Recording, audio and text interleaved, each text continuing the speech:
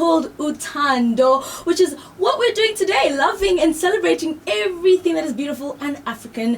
Hello, Aurelie, how are you? Hi, gorgeous. I am stunning. And hi, listeners. Thank you for tuning in. It's such a pleasure to have you on the show today. We're super excited to be speaking to you. And before we even go anywhere, who is Aurelie? Where does she come from? Where did she grow up? What's the vibe? Right, so Aurelie Tshimbombo. Okay. Because I fiercely believe that you should introduce yourself fully. All your names and all that. But I'm originally I was born in the DRC, originally from the DRC. And I kind of grew up, in SA, in Congo.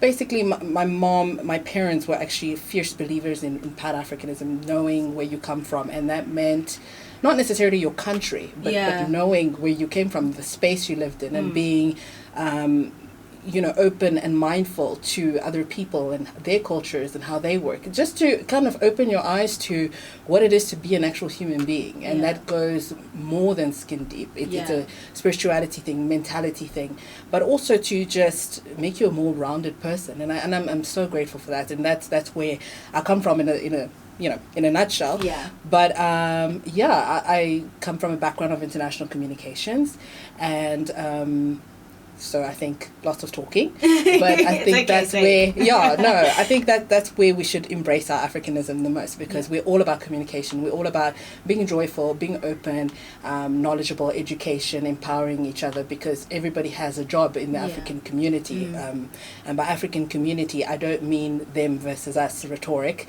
I mean all of us on the continent.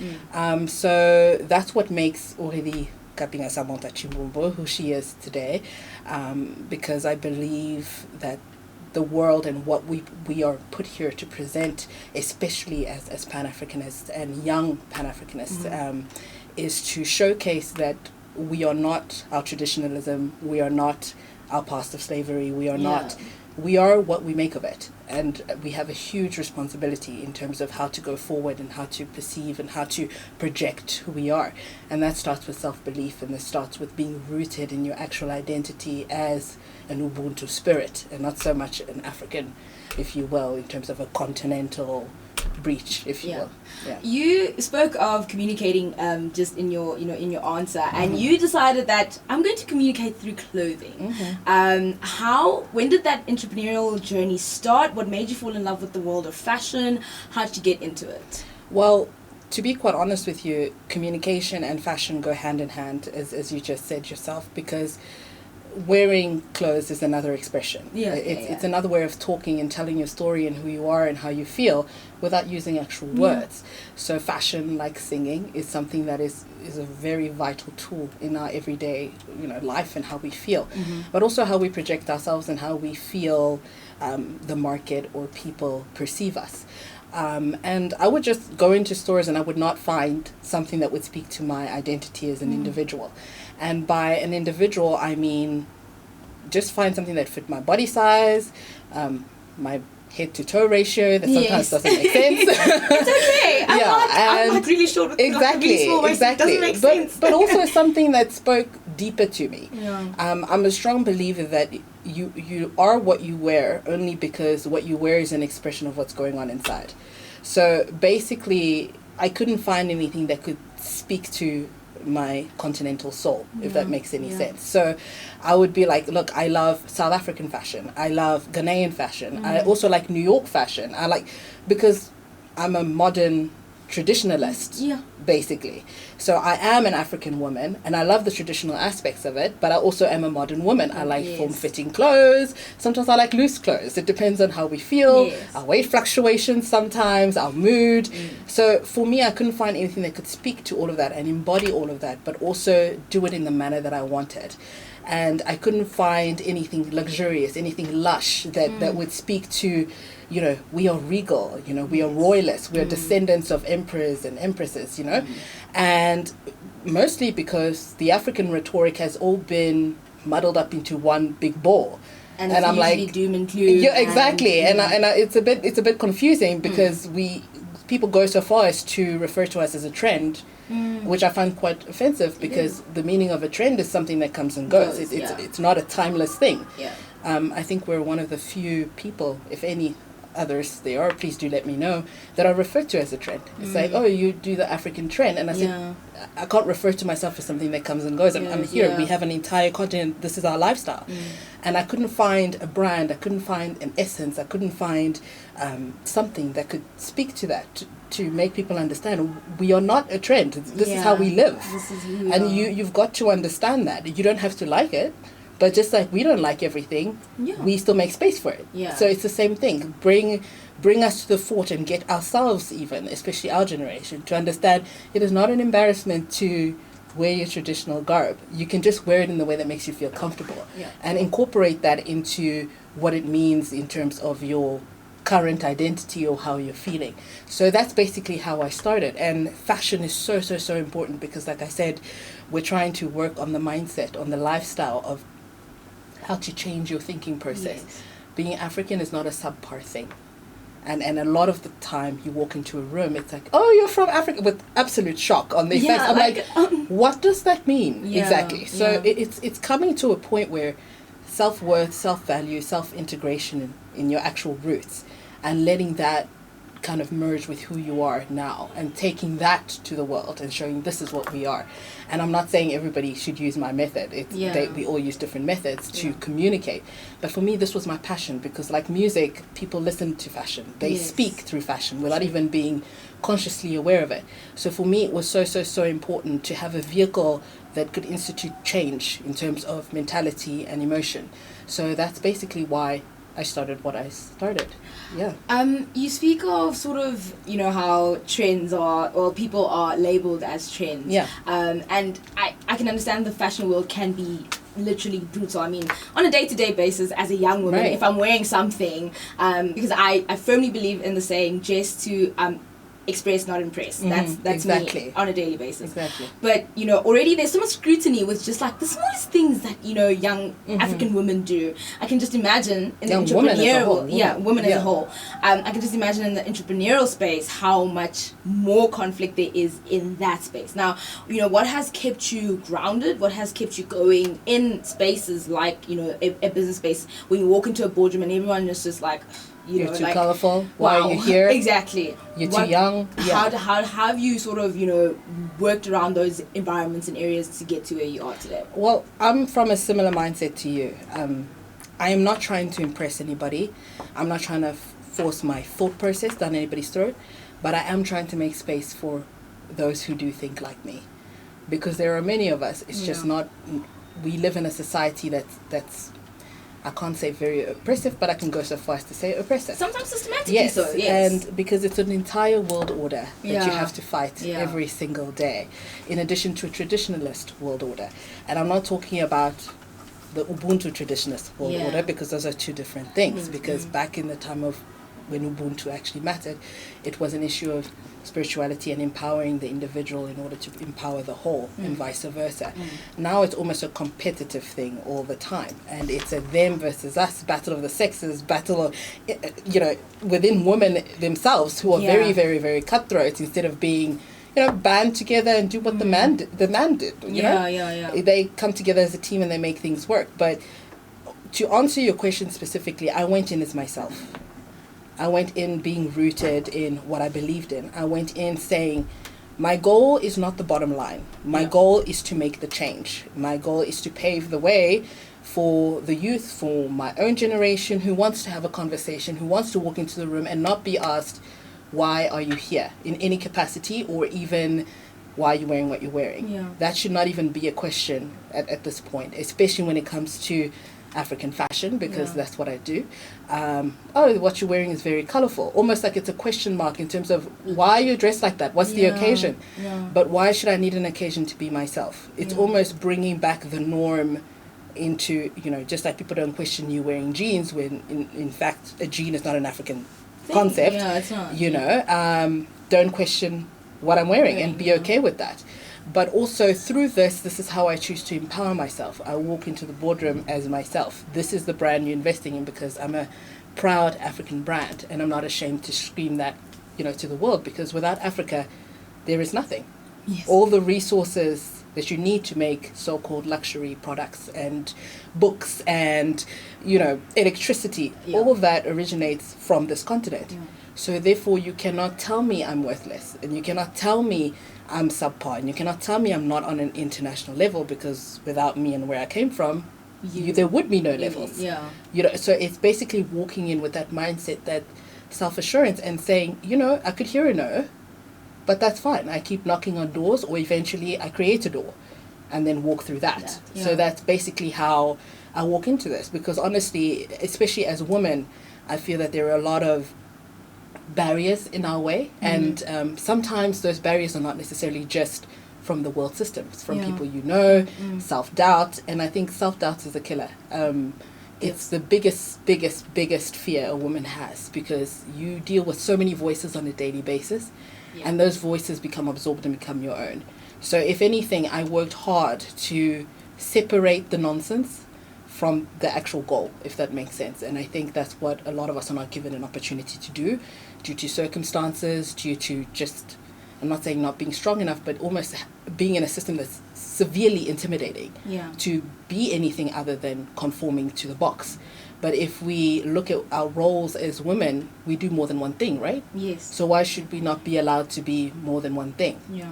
When you walk in there, you walk in with the same presence as you would as a partner, as a sister, as a wife, as a, you know, and do what you need to do. And that's basically how I walk into boardrooms and how I take life on. All right. In a little bit, we're going to be getting a bit of a, I guess, like a business masterclass, basically, if you want to go into the world of fashion and entrepreneurship. Also, we're going to be talking a little bit on cultural appropriation, which is something that is always a head turner.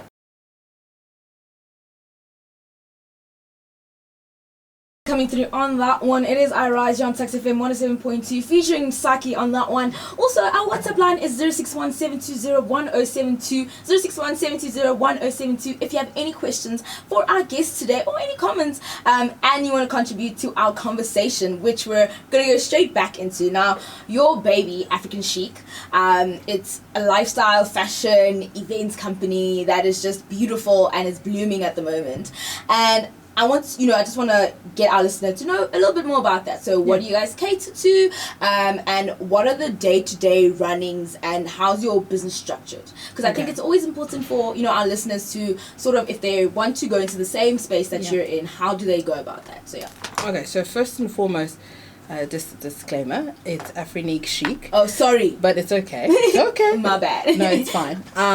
But also, I think what should be noted is, this is what works for me and what currently works for me. But please understand that, you know, the business sector, like life, is something that changes by rote. And I think, you know, where 5 years ago Instagram wasn't a thing, 10 years ago Facebook wasn't a thing, and that's now transformed the way business is done, and so on and so forth. So again, the blueprint does not have to be copy pasted. You make your business work for you.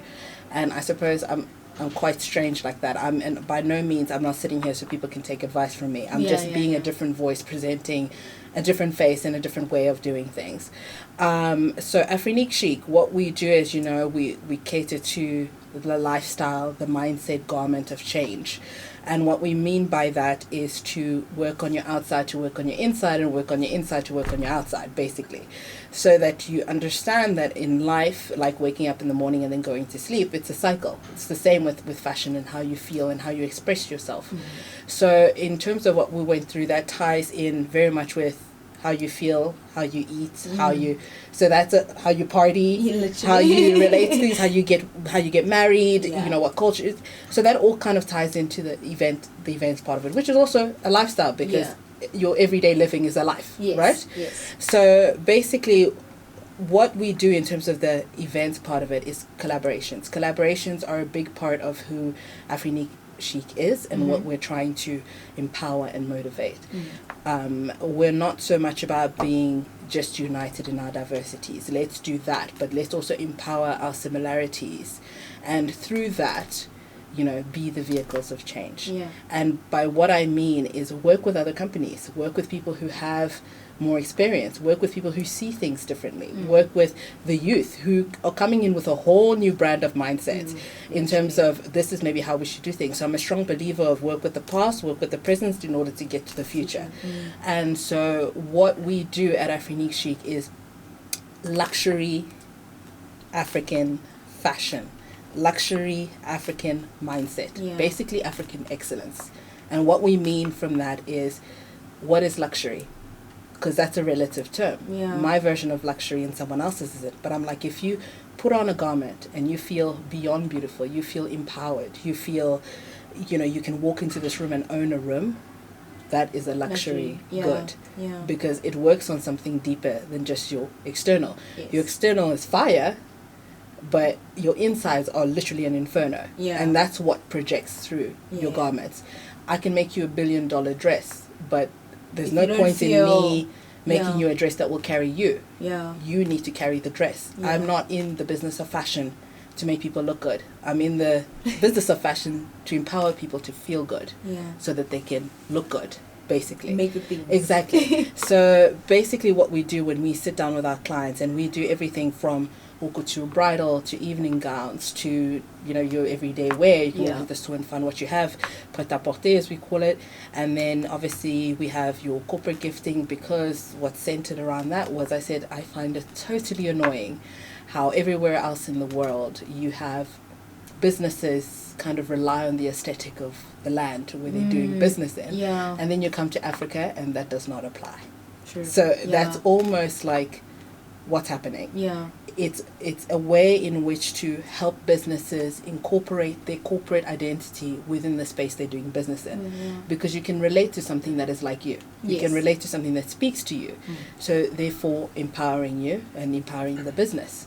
That's also empowering the international aspect of who we are as Africans and how we thought of as Africans. You don't come to Africa and try to do business in a different way when we're not allowed to go elsewhere and try to conduct business in that way. Exactly. Do you get what I'm saying? So it's an issue of basically just reclaiming the narrative of what it is to be African and have that be okay. You don't have to like it, but you sure as have to respect it. That's basically what we're about. And so through this, I've come to the realization that I'm not trying to conquer the world by myself. I cannot do that.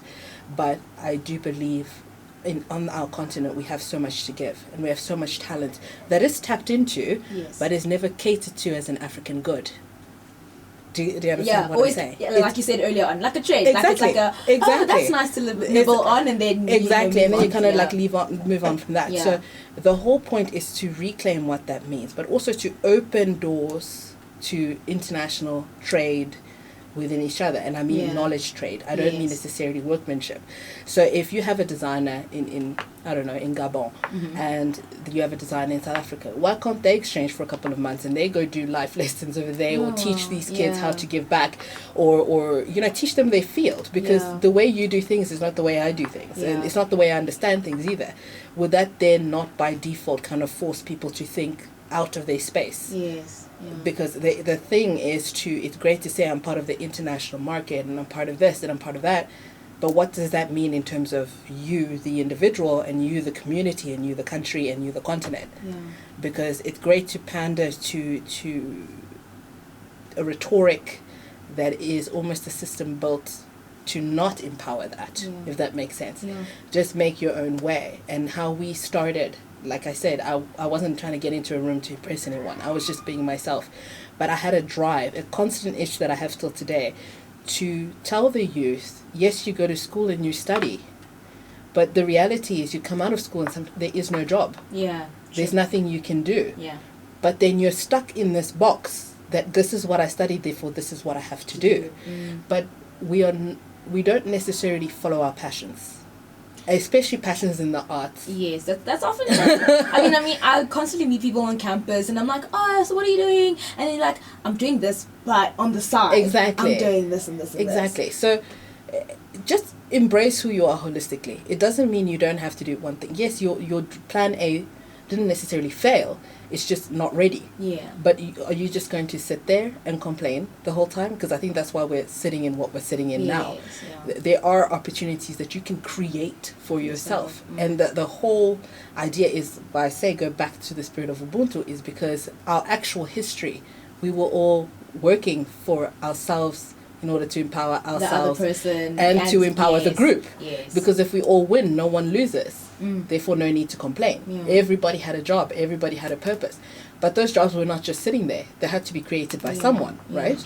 So the whole idea is to reclaim that narrative and make your passions and make your drive work for you. And that's what I did. I don't by any means have a business system that is normal, I don't think. I was self-funded. Okay. I was very passionate in international communication and in what I do on a daily basis. But I was also passionate about speaking through these garments of change without antagonizing people, because a lot of people feel you're attacking me. I'm not attacking you. I'm just telling you there's enough space for all of us, and you can kind of embrace who you are and embrace your partner, and because you all bring different things to the table. If we could stop with the white noise, then you could focus on what's actually there. Because if you start a conversation, then you can work together to get to a solution, right?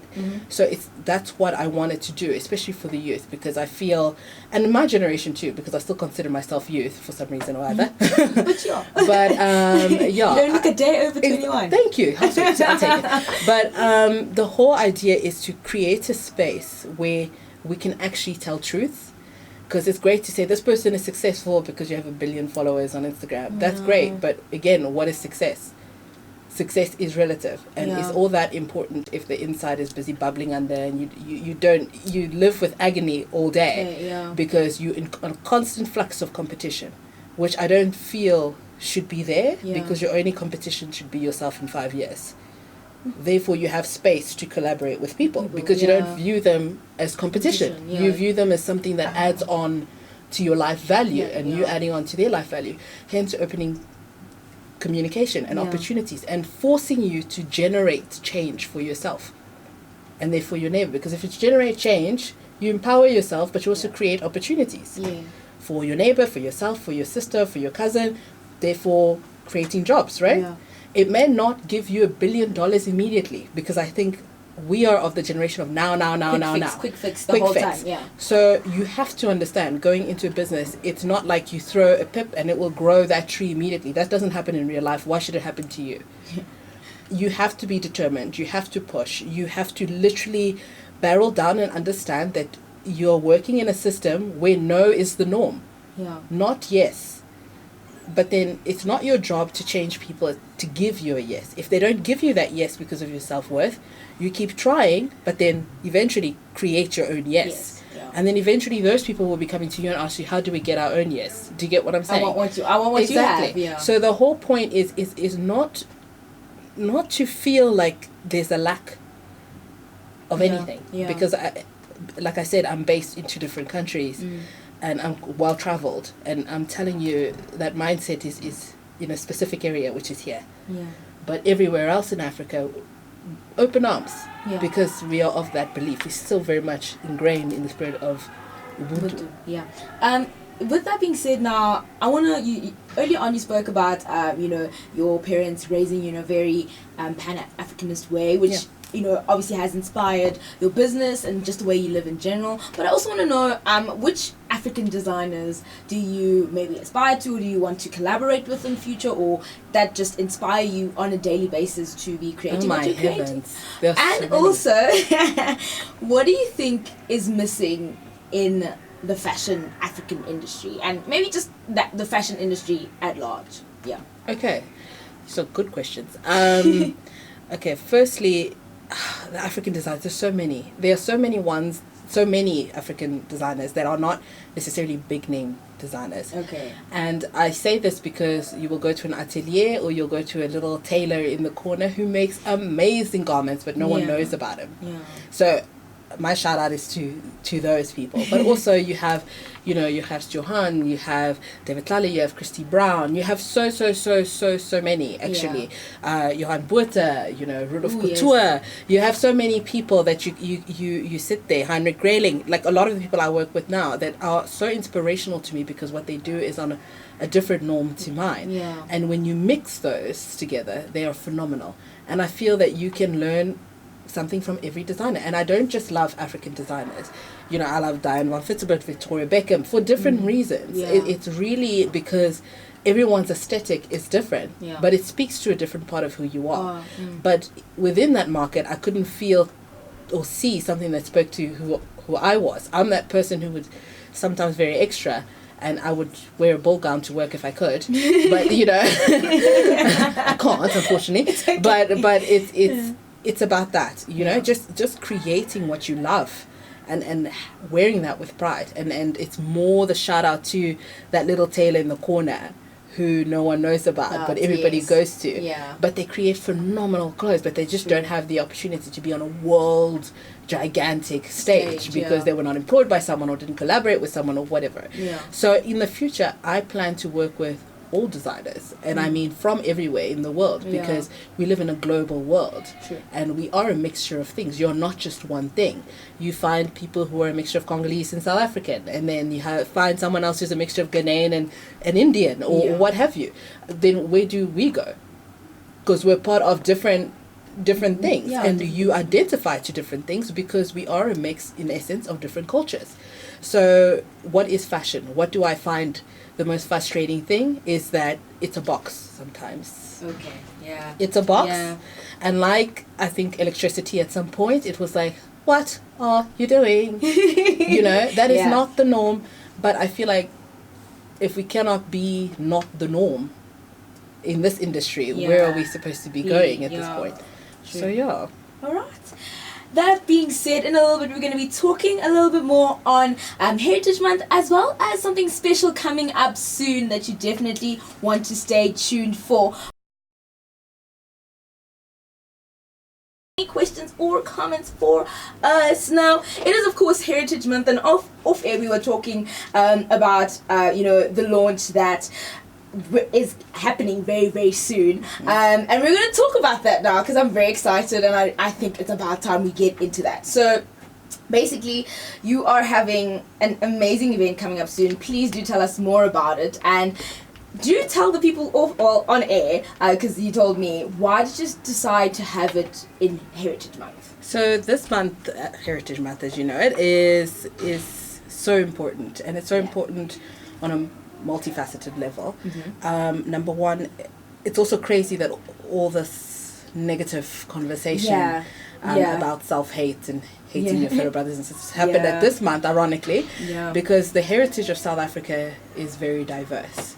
The heritage of South Africa, when you talk about that, I think is two-tiered. It's safe to say it's the heritage of South Africa within South Africa and the African continent, and the heritage of Africa within South Africa. And let's be honest, I think all the greats who fought for liberation, who fought to see change, were fighting exactly against what's happening, this paradigm. Or what's been happening. Exactly, which was this is being preached to hate yourself. Yeah. Is not our rhetoric. This is not our legacy. This is not what we will leave behind, and we cannot leave it behind. That was the rhetoric, and it's crazy how in less than a century, that rhetoric kind of just flew out the window. Yeah, true. And so when it comes to Africa's heritage within South Africa, number one, you're on the continent. And number two, there is no part that fits without the other. And we live in a global economy, and we live in a global world, because we dance to American music, right? But we're not necessarily in America, right? No. And, you dance to Dombolo. Yes. And you're not necessarily Congolese. Do you get what I'm saying? Yeah. And I dance to the kwasa, and I'm like, hey, this is a variation, and and that's what it is to be culturally gifted. Yeah. And everybody loves us, and except for ourselves, which is mind-boggling in and of itself. Very ironic. We are not each other's competitions. We each other's strengths, and it's about time that we remember that history and go back to that. We each other's strengths in terms of community, in terms of economic growth, in terms of businesses, in terms of creating opportunities, because if you do for yourself, then you do for others. Basically, that's the paradigm of being African. And I think we got to a lot of the problems we got, not so much in South Africa, but on the continent, because we forgot that rhetoric. And it's coming back to the launch and what we do, because Afrinique-Chic is in a building called Lustin Manor, and that is a collaboration in and of itself, because in this building you have event planners, you have 4 different designers, you have a makeup artist, but we're from all over, different sexes, different sexuality, because that doesn't matter. What matters is to come together and to create beauty, to create empowerment, to give people opportunities, and to also give a safe space where conversation can be had. Because even if you're not talking to a group of people, you're talking to yourself when you're trying on clothes, right? So you're like, oh my gosh, this doesn't fit. And you're talking to me when I have to create something custom for you. So this launch is working with the youth. It's working with so many people who are important, because we're working with LT Creations, and they are a young, boisterous events company, and I'm like, why not give them a chance? Because you work in this big saturated, world, and it's saturated not so much because we all do the same thing, but we all do it differently, but no one wants to take a chance, especially on someone who's younger. But what experience do you have? I think that's the first thing we're kind of asked in any job interview. And I think it's not so much about the experience, because everybody can be taught, and everybody has something to contribute, and everybody has something to give. So your experience will not necessarily be valid in 2 hours, let alone a year from now. So asking that young person, what experience do you have? That person's lack of experience could have probably saved your company a year from now. Do you understand what I'm saying? Because they think differently. So we also work with She Leads Africa. Phenomenal organization, because it's about empowerment of our species, our gorgeous women, beautiful women, but who also have inner strength, who teach people to go after what they want, show examples of women doing that, and women of all ages, but also encourage and press the idea that you are not to conform to the norm because people say so. You need to be yourself. That's what it's about. And I'm so happy that they came on board for this launch, because they're helping me with the Afrinique-Chic movement. And the Afrinique-Chic movement and the legacy of Afrinique-Chic is not the brand. The legacy is the mindset, to have schools, to have international trade that's open up in terms of the continent, so intercontinental trade in terms of knowledge and education and empowerment, but also to just reclaim your own narrative. Investment in self, investment in others, being rooted in where you come from, because how can you build anything without a foundation? And if that foundation, most especially, is not yours, it will eventually crumble. And it's the same business ethic that I apply. It's great to give me Bill Gates. He's extremely successful, but he also lives in America in a different paradigm, and I'm an IT engineer in the middle of Africa, and sometimes I don't have internet where I'm sitting. What do I need to do? So let's make things sizable bites and realistic bites for people to be able to talk. Okay, so I'm a student, I want to know how to become the African Bill Gates, because this is not a competition, I just want to know about, and then I tell people, but why do you want to be someone's second when you can just be yourself? You can be the first of you, because people are like, oh, what makes you different from... I'm not trying to be different, I'm just out here being myself. You can take it or you can leave it, but it's a hard process to get to that point, because the mindset of the world is not of that mindset. So this collaboration is about Rebeth Wines, who sits there and they just concoctions of beautiful African wines. The wines. Beautiful African wines. To be the girl, you must go to the Lord. You can drink the wine. Yeah, exactly. It's working with proudly African businesses who are doing the thing, who are, about empowering themselves, their continents, where they come from, their specialities. And, I mean, all that goes hand in hand, right? Because it's all part of life. So that speaks to the Afrinique-Chic lifestyle in terms of African excellence, because people are like, oh, it's the Afrinique-Chic. That's not what Afrinique-Chic stands for. It stands for African excellence. Anything that is about African excellence, we want to be involved in. Yeah. And it doesn't have to be me taking props, because for me, it's not about the bottom line. It's about empowering each other. You take a step, I take a step with you. I take a step, I bring you with me. Yeah. Because that way we all win. If we all winning together, there is no competition to be had. Do you understand what I'm saying? Yeah. So the Glam Troop, I'm sure you know about that. phenomenal organization that is all about giving back to young women who basically, because unfortunately for us, we live in a what do you have world. Yeah. And unfortunately, that is not the reality for most people. Most people's realities are not waking up in the morning and checking WhatsApp and checking Instagram. Yeah. It's about where am I going to eat? Where am I going to get water from? Yeah. You know, hearing gunshots here and there. But also it's about the beauty of just being technologically clean. About, yes, let's educate, but let's educate in the stuff that matters. Yeah. So different systems within one continent, but that we can all kind of learn from. And he is about empowering those girls who have a little less than everybody else, but he's giving them I can see you. Yeah. I'm here for you, which I think is something we all need. We all need to just know that someone is there, and I don't have to go without because I'm not doing enough, or I don't have enough, or I don't fall into your box of what it means to be the ideal. Yeah. And that's what we need to come back for. And I work with companies who understand that and who want to project that and who want to push that idea forward. So yeah, that's what this beautiful collaboration and launch is about. Yay. And we are super excited to have all these wonderful, wonderful people, you know, come on board, because that speaks to the greater vision. That speaks to the fact that they see it is about giving back ultimately. And the whole plan for the legacy is to launch the movement whereby we can create a safe space where the youth and actually anybody who needs it to just have a conversation. Yeah. You know, I want to know more about this. Okay, let me find a winemaker who I can put in front of you, who can actually teach you, who you can shadow, or who you can, you know. Yeah. It goes past, let me give you a sermon and then leave it at that. I'm like, it's great to tell people how to do things, but most of us I'm a practical learner, I must say. I'm not, you give me theory, it's great, I can knock it out the park, but sometimes I don't understand half of what's being said. But to be taught, to see, to touch, to go through is a better process that sinks in and that actually helps you decide, is this what I want to do? Is this what I want to be? But also just a space to speak about the things you cannot speak about at home sometimes. Not because you don't want to, just because you're not in that paradigm.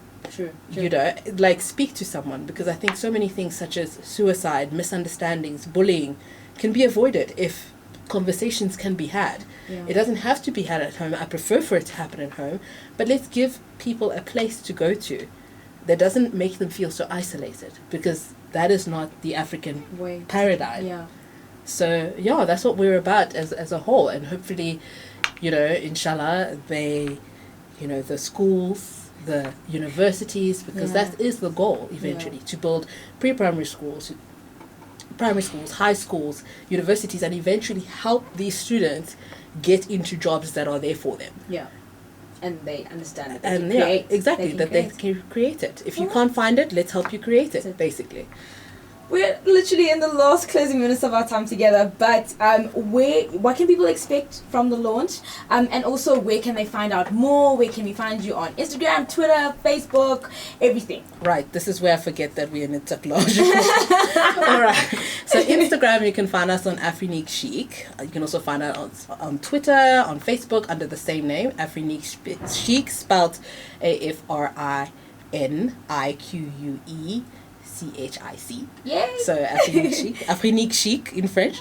And this launch is on Friday. Yeah. And it's, guys, enter the competition, because it's a limited space. Do you tell us about the competition? No. So you have to kind of go on our page, like it, tag a friend, tell that friend, come like us, but also tell us what makes you Pan-African. Ooh. What makes you Pan-African? Why should you be there? And why should you be part of the movement? You are all part of the movement, whether you want to be or not. But tell us why. Why should you come? Because it's not about having free drinks. That's not what the soiree is about.